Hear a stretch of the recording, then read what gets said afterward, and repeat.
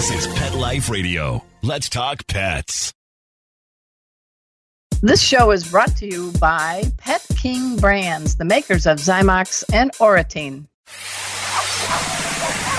It's Oh Behave with Arden Moore, the show that teaches you how to have harmony in the household with your pets. Join Arden as she travels coast to coast to help millions better understand why cats and dogs do what they do.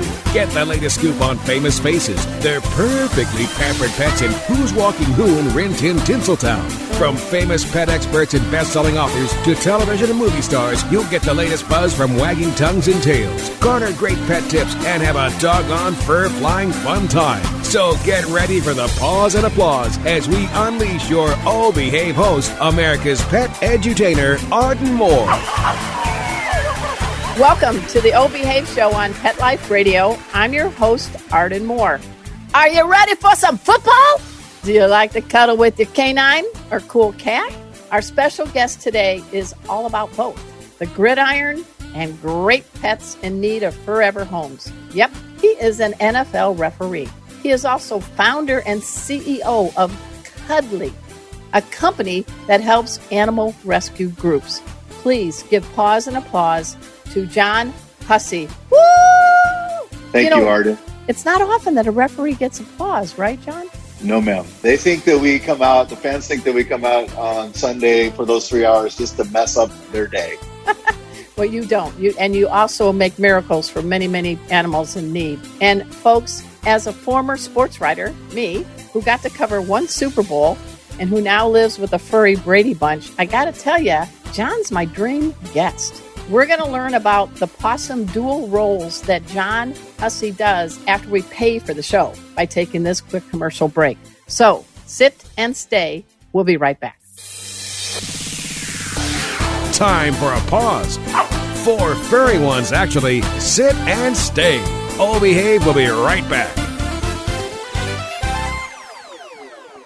Hey, pet pals. Arden Moore here. Welcome to fall and winter. Now, this is a great time to take your dog on a hike in the woods, maybe go on a camping trip or a road trip. But just like us, changes in weather can actually impact the skin and ears of our dogs and cats. So if you got a pet who's scratching his ears, chewing on his coat, or rolling in mud, help is here. Zymox. For inflamed and itchy paws and coats, you can use the Zymox topical spray. For itchy and irritated ear issues, you can use Zymox enzymatic ear solution. And for baths, you can treat your dog or cat to Zymox shampoo and conditioners. Now, Zymox has been your pet's safe and trusted health ally for 20 plus years. So you can pick up Zymox at your veterinary clinic, most pet specialty stores, and online. To learn more, just visit Zymox.com. That's ZYMOX.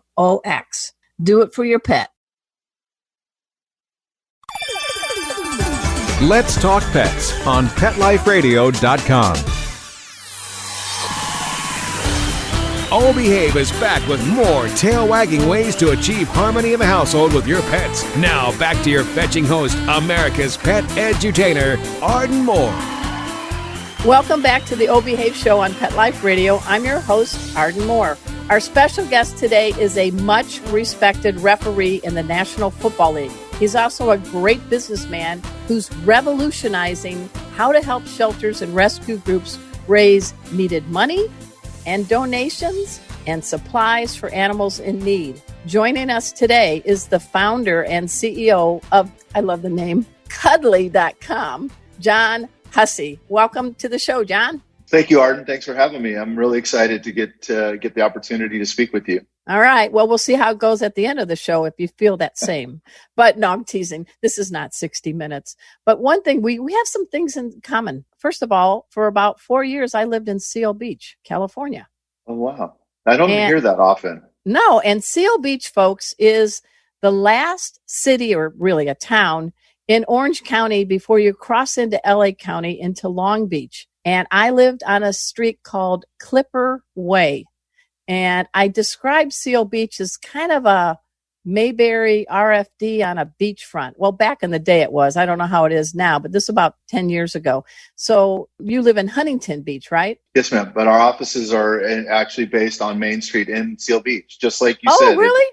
Yes, I mean it is a hidden gem, a It is. Mayberry RFD for sure. Yeah, that was my description because there was no chains at the time on Main Street, and there was this great sushi bar and other places, and I would walk down to the pier. But if I wanted to buy a house in Seal Beach, I could only afford a garage. So I ended up living for 15 years in Oceanside, California, which is a little more affordable. So the other commonality is sports. And I know we're going to talk about cuddly.com, but football. I was one of the first female sports writers. I'm very old. And I was also an assistant sports editor. Let's bring your memory jar to the 29th Super Bowl held at Joe Robbie Stadium in Miami between the San Francisco 49ers and my once beloved San Diego Chargers, who are now in LA. And Steve Young, the quarterback, just kicked tail. This is a pet show, so we can say kick tail. The Chargers, I think it was something like 49-26. But you have actually got to officiate. I think, were you a line judge at the time? I was. Okay. 2011, yes. So tell us about that. So, it's a lifelong dream as an official to get a chance to work the Super Bowl. And I've known men and now females are very much part of our staff, so I don't want to limit there. But I know officials who've never worked in a Super Bowl. So it's the pinnacle of success to get awarded the opportunity to work a Super Bowl. And I did at Super Bowl 45, the Packers and the Steelers in Dallas. And, it was everything that you had hoped it would be. I mean, oh, yeah. What a close game. 31-25. Not that I remember that. I was just doing some homework. So was it Aaron Rodgers or Brent? No, Aaron Rodgers was the quarterback for the Steelers and Ben Roethlisberger for the Steelers. Okay. All right. And then you got promoted to referee in 2015. So for some of our folks, what's the difference between the line judge and a referee? Sure. So the referee is considered the crew chief. He's the person responsible for the 7 other members on his crew. And so you also get an opportunity to do the announcements. And so you're the face of the crew. It's a good and a bad part because if the other 6 or 7 members of your crew make a mistake, it's always the John Hussey crew.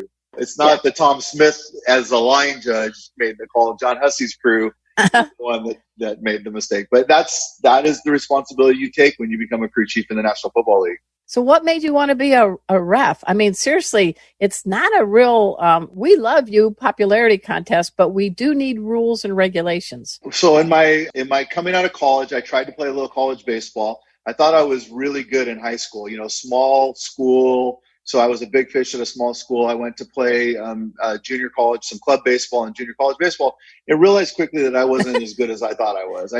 What position were you playing? I was a catcher and a first baseman. I lacked speed. I lacked arm strength. I lacked quite a bit of areas I lacked. And so it became very self-evident that this was not going to be a future for me. But in that time, my uncle was a high school football official, and he said, why don't you try this? Come out and start doing Pop Warner and freshman football. And, as an athlete, you never get tired of putting a uniform on and getting a chance to go run around and be involved in sports. And so what it allowed me to do, and there was no master plan at the time, it allowed me to keep that going, that athletic endeavor, if you will. And truthfully, Arden, you made a little money while you were doing it as well. Yeah. Well, when you're an NFL ref, the season isn't 12 months of the year. So you also were in business. So what was your first business that you started that, as your own owner? So I've always been entrepreneurial. I grew up in a family. My dad was entrepreneurial. He started a regional bank in our town of San Pedro where I grew up. I know San Pedro is, Yes. He started the Bank of San Pedro. So as a young, teenager, watching that experience of him hustling for capital and starting and actually, running around the bank that wasn't open yet, getting the opportunity to see that facility and see that dream come true. How can it just instilled that it's entrepreneurial spirit in me. Whoa. So when I was... Wait a minute, I got to blow the whistle and make a timeout. Yeah. No yellow flag on the field. So your dad owned a bank. He started a community bank. Yes, ma'am. How hard or easy was it for you to get an allowance? My dad's very thrifty, so it's difficult to get money out. But he will, Arden, at a drop of a hat, he will make you a loan with interest. Very quick to do that. So you're like this 12-year-old kid going, Dad, you work at a bank, man. Look at all this moolah. And you're like, what? I got to pay interest? Yes. I'm And, sorry. I just had to divert a it's little okay. bit. No, and I watched him struggle to get the capital. I think his number was $3 million to raise to get the bank capitalized and started. Wow. And I remember he made a trip to the Midwest to see some cousins in the oil business. And, he had to go to the little local feed store and make a pitch at the time, pitch meeting at the time to get the capital from them. And it was touch and go. Wow. And the stress of that. So being around that, it was when I was 21, I saw an opportunity to create a messenger courier company. So we started one in his garage. Actually, we had a little office in the garage, and we ended up growing the business to $3 million revenue business. Is that Speedy Express? It is, yes. See, I'm doing my homework.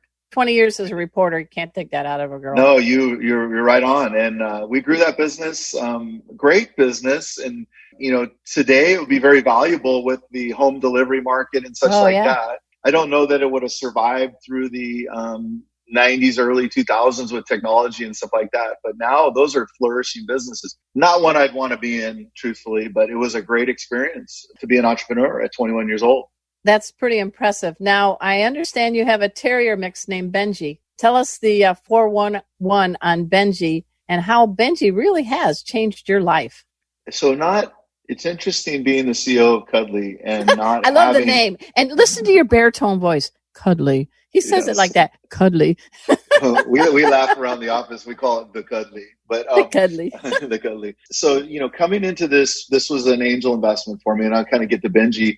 So not having any real background, no background actually around animal welfare and rescue, and ultimately to get an animal from rescue, Benji, the collision or the melding together of this, my experiences being the CEO and having Benji, it's living itself out. I mean, I love Benji. He sleeps on our bed. It cracks me up in the morning when I go and get up and he's all four legs up in the air on his back and just happy. And I'm like, that's happy and safe. Yes. I'm like, trusting, right? Yeah. Trusting.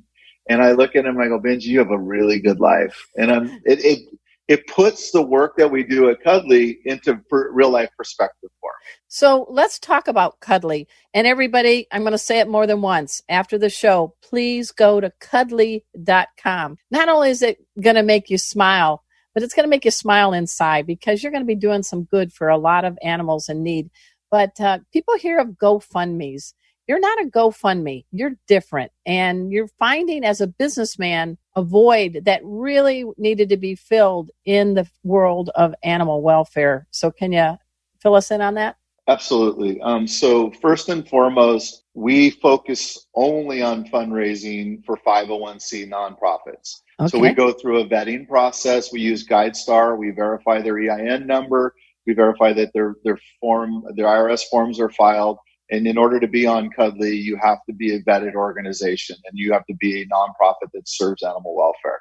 Good. Unlike GoFundMe, which has multiple verticals and raises money for individuals. So as a donor, we do that to ensure that you know that your money is going to a verified organization. So that's one of the differentiators there. And the other thing is it's free for our animal shelter organizations. Good. It doesn't cost them a dime. And what we give them in this relationship is amazing to me. I always say, Arden, that our organizations, our partner organizations, they wake up every morning to see how many animals they can save. They don't wake up every morning and say, how can I be a better fundraiser? Right. But they rely on 80% of their funding comes from outside sources. So they have to be good at fundraising. But not everybody's good at that. I like being a host of a radio show, but don't make me in charge of sales and finding sponsors. Ugh, I can't do it. So I hear what you're saying. Right. And so we bring that's the role that we play in the organization. And we really focus on small to medium-sized organizations. They're understaffed, they're volunteer-based, they're usually foster-based organizations. The volunteers, there might be volunteers good at social media, like you said, but they may not be good at fundraising. So what Cuddly does is we actually assign them free of charge a fundraising consultant. And this person is responsible for helping them create their campaigns, optimizing the photos, sharing best practices on video creation, content creation. We help them write the campaigns. There's many, many stories where we'll get a phone call where our shelter partner is at the shelter, the municipal shelter, picking up an animal that's going to be euthanized, and it's headed to the vet. And they know they have to raise money because this case, this intake is going to put tremendous strain on their resources. So we're writing the campaign as they're driving in the car. Wow. Because they go to the vet, and veterinarians, they're hardworking too, but it's expensive. And so with having cuddly.com in the car safely and invisibly, you're giving them a fighting chance to save that animal's life. Well, and that's what happens. And I tell our team all the time, high tides lift all boats. It's a two-sided marketplace. And so our job is to, we have a marketing machine where we're really good at Facebook spend, and we have TV commercials. We're growing into new and exciting channels and innovate. And it's none of these really, no one organization, especially small and medium-sized ones, have the resources to do that. Right. So they're actually co-opting into this marketing machine. Because if you think about it, and you've been around this a long time, so you know this, you start to experience donor fatigue when you keep asking the same people over and over again. Exactly. Well, can I brag on some numbers I saw on your website, cuddly.com? Because it's easier when somebody else brags about you than yourself, I would love right? I love it. All right, guys, a little drum roll. We're talking 2.1 thousand and counting shelter and rescue groups being helped by cuddly.com, and 20 million in donations so far, and it's growing. I mean, it's so wild, because I think when you take a businessman like yourself, who's now a BFF, best furry friend is Benji, you are connecting all the dots. And as we get older, sometimes it's nice to be a successful person in business. It's nice to enjoy football and all these other things, but I think you're reaching the top where everything is connecting, and it's not a job anymore, is it? No, I told my wife this morning, I am living my best life ever. I really am. Because we are a for-profit business, and I don't want to make that into, you have to as a business person. And I think you get 3 cents out of every dollar. So on the monetary side, we pass 97 cents of every dollar donated to the organization, straight up. Okay. All we ask them to do is cover our cost of processing that transaction. So it's, I wouldn't call it a loss leader, but it is, we felt it very important to give them, as much money as we raise through that. We do monetize the business, and we do ask our donors to leave an optional tip behind to support us. Yeah. Because of all the stuff that we give the organizations for free. So if you look at business, there's a term called SaaS, which is software as a service or software as a subscription. We're a SaaS play in animal welfare, but we don't ask our shelter partners to pay anything. Our donor community of over 200,000 donors, they pay, and they have clearly gotten the value proposition that we bring to the sheltering organizations. And if you love animals like our donors do, they have been very supportive of our organization. I think that one of the other things that separates you, like a Great Dane from a Chihuahua, nothing against Chihuahuas, I'm just using a size reference here to all my Chihuahua fans. You do the whole story. I mean, sometimes I see on TV these sad pictures and who's singing that sad song, and I just want to rip open my wallet and give all that money, but I never know what happens to those animals. So I think you had a story about a dog named Thor. Can you share that? Thor was our first case. And, Arden, I'd like to delve into that a little bit, because it is a topic of conversation internally. And we are trying to fight through that, right? Because it is an easy thing to put up an emotional, and we struggle with that. How much is too much? We have a director on our board, Carol Novello, who is the founder of Mutual Rescue. And Carol is an amazing thought leader in the animal welfare space. And Carol challenges me all the time about just what you said, that commercial that's up with the song. Yeah. And she's not a fan. She's let me know that, of that type of fundraising. But yet and there's an incongruency between our name Cuddly and the cases that we see. But straight up, we see abused and neglected animals. That's what we fundraise for, because that puts the biggest strain on our partner organizations financially. And so you have to tell that before story in order for the campaign to work, to get them the resources they need. But we spend an inordinate amount of time and resources to tell the after story. And Thor is a perfect example of an animal that was on the streets of Mexico and ultimately was abused and neglected and was taken into one of our partners' care. And Thor went through an extensive rehabilitation process where now he has to walk with a wheelchair. And where Cuddly stepped in is we provided the resources for Thor's care to pay for his water treadmill, all the things that rehabilitation, physical therapy, the wheelchair, food, beds, leashes, nice. The cost of those services. And then you get on the other end, and this is what your point, I think, Arden, and we really continually try to work on this, is show me the success story. Exactly. And update me along the way. And you know what happens, interestingly enough, we get a lot of requests to say, how can I adopt Thor? Or how can I adopt Fluffy? Yep. Because people become invested. There you go. Hey, folks, we're speaking with John Hussey. He is an NFL official. He's a referee, and he's been officiating at some AFC and NFC championships and a Super Bowl. And he is scoring big time for animals in need now as the founder and CEO of Cuddly.com. We're going to talk more with him after we take this commercial break. So I want to blow the whistle. Everybody, sit, stay. We'll be right back. Time for a walk on the red carpet, of course. All Behave will be back in a flash right after these messages. Hey, pause up, everyone. This is Arden Moore, your host on the Oh Behave Show. I am so happy to yap about a new product my dog Kona got. It's called Pet Treater. Pet Treater? What's Pet Treater? It's a gift box, and it has lots of cool things like interactive toys and all natural treats and yummy, yummy, yummy other surprises. Kona is my terrier mix, as you guys know. I call her Ice Cream Kona. And when that box came, she was just tail wagging and grinning from ear to ear. And it isn't just for dogs. If you got a cat or other kinds of pets roaming around your house, please check out Pet Treater, because they'll tailor make a box for your pet. And they take into things like, does your dog or cat have any allergies? Is it a big dog or is it a little dog? So all it costs is a subscription starting as low as $15. And you and your cool pets will get to unbox new surprises month after month. And if you're good with the camera and you're proud of your pet, you can also connect with other animal lovers on the Pet Treater site. How easy. Just go to pettreater.com. This is important. Use the coupon code OBEHAVE. And guess what? You're going to get 50% off the first month of your subscription. Go to pettreater.com and use the coupon code OBEHAVE, and you're going to save ka-ching. Well, that's it for me. Kona's looking at me in the Pet Treater box. She wants to dive into some of these goodies. Pause up. Let's talk pets. Let's talk pets On Pet Life Radio. Pet Life Radio. PetLifeRadio.com. This is Charlie Batch, quarterback of the Pittsburgh Steelers, and I'm with Arden Moore on Oh Behave on Pet Life Radio. We're back from the lot. Just checked the paper and we had a record showing at the box. The letterbox, that is. Now back to Oh Behave. Here's Arden. Welcome back to the Oh Behave Show on Pet Life Radio. I'm your host, Arden Moore. I'm a John Hussey fan.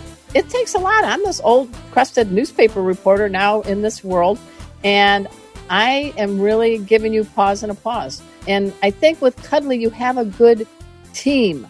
And let's talk about the team, because your business knowledge and their knowledge of pets, I mean, this wasn't something easy. You didn't just wake up one day and say, I'm going to create Cuddly, and we're going to have over 200,000 donors. Go. So as like any business, you go through a maturation process, and you typically, in startup language, you call it a pivot. So when we first launched, we were actually going to monetize adoption traffic and sell ads. Okay. And that was the genesis of the business. There was a crowdfunding component to it secondarily. And when we got done for our 24 months in, I realized this wasn't a business. We weren't winning, but the crowdfunding was working, and we were acquiring shelters. They were trusting us, and we were doing focus groups with them. And one of the number one challenges was fundraising. So I knew then at that point, we went dark in 2016. So we founded in 2014. We went dark in 2016 and rebuilt the platform in order to lean into the fundraising model. In 2018, we launched products as a ancillary way for our donors to give. We are finding that donors like to give products that are tangible. They know where their money's going. Some of the larger organizations that raise a lot of money in animal welfare, by the time the money gets down to the local level, you're really not sure where that money is going. And they do a lot of good work, so I don't mean that, but Cuddly does allow the donor to give tangible products for the care of at an animal specific level. So it's a very unique. Well, I think I read somewhere where, let's say I'm fostering a couple of dogs from my local shelter. rather than the needed items going to the shelter, don't you have some way of working with that foster parent to get it right to their home? Absolutely. So we built the supply chain logistics back end for that. If you are taking care of an animal, those products will be shipped directly to your address. So nice. The shelter or rescue manager doesn't have to drive all over the county dropping stuff off. So that's part of the unique value that we built into that, because we know that those animals are in the care of fosters around the country, and fosters have become so important in this pandemic. It's amazing that even the large organizations that didn't have a strong foster program pre-COVID now have learned that fosters are really important, and it's so much better for the animals and so much better for the care. So Cuddly's really was built perfectly for the pandemic because of two things. One, we had the supply chain set up where we'd go to the fosters, and two, all the fundraising that they used to do, the peer-to-peer, face-to-face fundraising, got eliminated. So how do we still continue to fund our operations and use virtual fundraising platform? And that's what and that you segued perfectly. So what are some things that, I'm an optimist, what are some things that you feel with this crazy pandemic year, 2020, is making it good for animals in need? So one of our team members said to me, and I think that this statement, it rings true, that the animals are winning in the pandemic. And, I don't want to champion that because nobody wants a pandemic for that to happen. No, but, we're not making you right. You didn't create the pandemic. You were the creator of cuddling. Let's make it all clear. Okay. Yes, ma'am. But it did. But the COVID crisis did disrupt a lot of thought processes. Even in the NFL, we've seen some things that are different. But in animal welfare, where the thought process used to be that the animals would stay inside the municipal shelter or in cages inside the care of those organizations. Now they're in homes. They're being cared for in homes. And so where Cuddly steps in is, let's say you're just simply going to foster and you don't plan on adopting that animal. Well, we raise money for this. We raise money and we raise products for this animal. And once it gets adopted, that bed, that leash, that food goes with that animal, and it reduces the transition costs for that adopter through the generous gift of these donors that support these animals. So we're even getting to a point where we're even talking about getting a warranty plan or a pet protection plan for them, so that if you take one of these animals that are abused and neglected, the first year our donors might support or fund that, so that it eases that, and maybe you're more inclined to take that animal now versus where you might not before. Yep. I love it. I mean, I don't know if you can see, I'm in a tiny house in my backyard. Hey, everybody, we're doing Zoom. I know it's radio, but we're doing video with it with our producer, Mark Winter. And I have on my futon a 90, a 35, and a 9-pound dogs, not one, Bujo, Kona, and little pandemic rescue pup, Emma, as in who Emma. And then you'll see 2 orange tabbies over there. And one of them teaches pet first aid, Casey. And the other one was a former circus cat. Wow. So you're your own rescue. Yeah. So, I got married. It was part of this is the furry Brady Bunch. But the point is, every one of them have been here through the broadcast and listened to how much obnoxiousness they've been doing. I know. Yeah. They know the love. And animals are so good at reading us, at smelling our emotional states. I know we touched a little bit about Benji, but you wake up with Benji 4 paws in the air looking for a belly rub. And he's jump-starting your day. Arden, I have seen him when I come in on Sunday night. I'm traveling from the East Coast back to the West Coast. You're tired. It's been a long day working a game. And, you're getting up 3 hours difference because I'm in California and you're on the East Coast. So it's a long day. And I walk in and I'm dragging. And there's Benji. He jumps off the couch. He goes 6 feet in the air, maybe 6 feet below exaggeration. He goes, and how can you can't help but smile. And this is a rescue dog. Yeah, he's on Team U, man. He's on Team U. Hey, what's the last football game you got to officiate recently? So I worked at home on last Sunday. I had the Giants at the Rams. I'm actually off this coming weekend. We get 2 bye weeks a season.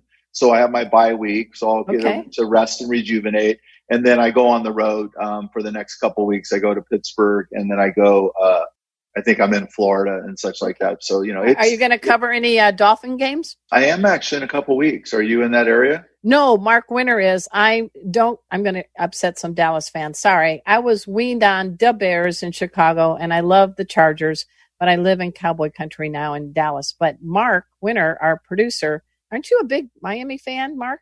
You unmute yourself. I'm drawing my producer into the show. Giants. Oh, Giants. I like Giants and Saints. Giants and Saints. Okay. All right. So as a referee with COVID, what's the deal now? Because you're wearing masks. What's going on? Yes, I think the NFL has done a magnificent job to navigate through this. And the fact that we're playing football is, I think America needed that distraction and that ability to cheer on their teams and kind of have something to look forward to on Thursdays and Sundays and such like that. So I'm thoroughly impressed with the hard work that they've done behind the scenes to actually make this happen. Yeah, I mean, there are some changes. We don't meet.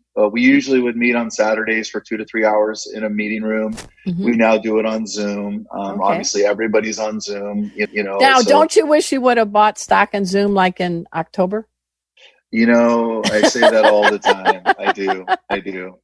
For sure. But with the mask wearing and all that, I mean, as an official, you have to be in good shape. And not only do you have to know the mental game and the rules, but, these guys are like half your age, no offense, and I'm not cutting you down. But these guys are running pretty damn fast and hitting pretty damn hard. And you've got to make the play and not sound like you're out of breath. Yes. So that's what I always like to say. So I work on that, and I really do. And I actually have been training with a mask on at times and trying to build that because it does add a complexity that I wasn't used to. But yeah, you as a referee, you cannot chase the quarterback, get winded, and then you have a penalty and say, hold on 1 second while I catch my breath. You have to transition into the announcement and keep it going. So, we do work at it. And people think, as I said earlier in the podcast, people think that we just show up on Sunday and try to screw up their day. And it is not the way we approach this. No. Yes, we do make mistakes. We're human, but that's not our intention. I can assure you of that. Well, you're like a judge. I mean, really. And how has being a referee helped you be a better person? Do you listen better to people, or do you see things more than you would maybe not? I don't know. What's some of the gifts being a ref you see? Yeah, so I process things quickly because that is how the game is. So and I've developed that. If you ask my wife, sometimes I don't listen very well because I process things before I've actually heard. I've had to work on that, right? I think every husband in America has probably had to work on that. And how long have you and Paula been married? We're going on 24 years. Yes. All right, good. So you know the answer really quickly. So I'm trying to help you with Paula here. Keep going. Yes, so I do tend to process things quickly. I like speed and urgency because that is how the game is played. And that skill set has served me well. I do that well. But I think I've found as a CEO, though, Arden, that doesn't always apply. And so I've learned over time that maybe responding to that email or responding to that situation to take 24 hours. So, and it actually has helped me as an official. Okay. Slow down, breathe, let the play evolve and come to you. So yes, there's a skill set that you acquire to process information, but you don't always have to react to it. And that's what I'm trying to learn as a CEO of Cuddly. Well, I'm going to be looking for that zebra number 35, hopefully in a game soon. That's your number, right? Yes, ma'am. All right. We're almost ready with the end of the show, but as a treat to you, because we've never had an NFL referee on our show, I want as a special treat, because this has got a little bit of a football theme, and we've got the CEO of Cuddly.com. Our producer, Mark Winter, is an accomplished songwriter and used to be in an 80s band. And we're just for fun, because this is radio and it is for your ears. We're just going to play a little short clip from his newest song. What's it called, Mark? I don't want to butcher the title. I'd rather watch some You're on mute. I'd rather watch some football. Okay. In honor of our special guest, John Hussey, NFL referee and CEO of Cuddly.com, here's a treat for your ears. I'd rather watch some football. Just wanna watch some football. My favorite game on my big screen, in the colors of my team. I'd rather watch some football. Just wanna watch some football. Tomorrow we can do the things you say, but I'm watching the game today. All right. Well, I just want to tell you it was a real honor and a pleasure to have you on our show. We're talking to John Hussey. He is the CEO and founder of Cuddly.com. You guys check it out. It's a great site that's helping a lot of small to medium-sized nonprofits in the world of animal shelters and rescues. And look for number 35, officiating a game near you. And it would be probably John Hussey. So I also want to give a shout out to my producer, Mark Winter. He created Pet Life Radio, which is the largest pet radio network on the planet. We've been on the air with this show for 13 years, over 500,000 listeners. And you have been, I think we're near show 400. I'm not sure, Mark, but you are our first NFL official ever to be on our show. And I hope you'll come back too, John. I hope you had a nice time. Truly honored. And to share the story of Cuddly and the work that our team does on behalf of our valuable partners and our donors, I'll do that all day long, Arden. When you love something the way I've come to love this role, thank you for the opportunity. All right. And I also want you guys to check me out every Wednesday night. I'm going to the meow cat side of the world as host of Meowie Hour. It is presented by the Cat Fancier Association. And every week we're going to get John on that show. We have a special guest. And at the end, I, your bartender, creates a kitty cocktail. And we raise a glass and toast to all cats. So until next time, this is your flea-free host, Arden Moore, delivering just 2 words to all you 2, 3, and 4-leggers out there. Oh, behave. Coast to coast and around the world, it's Oh Behave with Arden Moore. Find out why cats and dogs do the things they do and get the latest buzz from wagging tongues and tails in Rin Tin Tinseltown. From famous pet experts and best-selling authors to television and movie stars, you'll get great tail-wagging pet tips and have a fur-flying fun time. All Behave with America's pet edutainer, Arden Moore. Every week on demand, only on PetLifeRadio.com.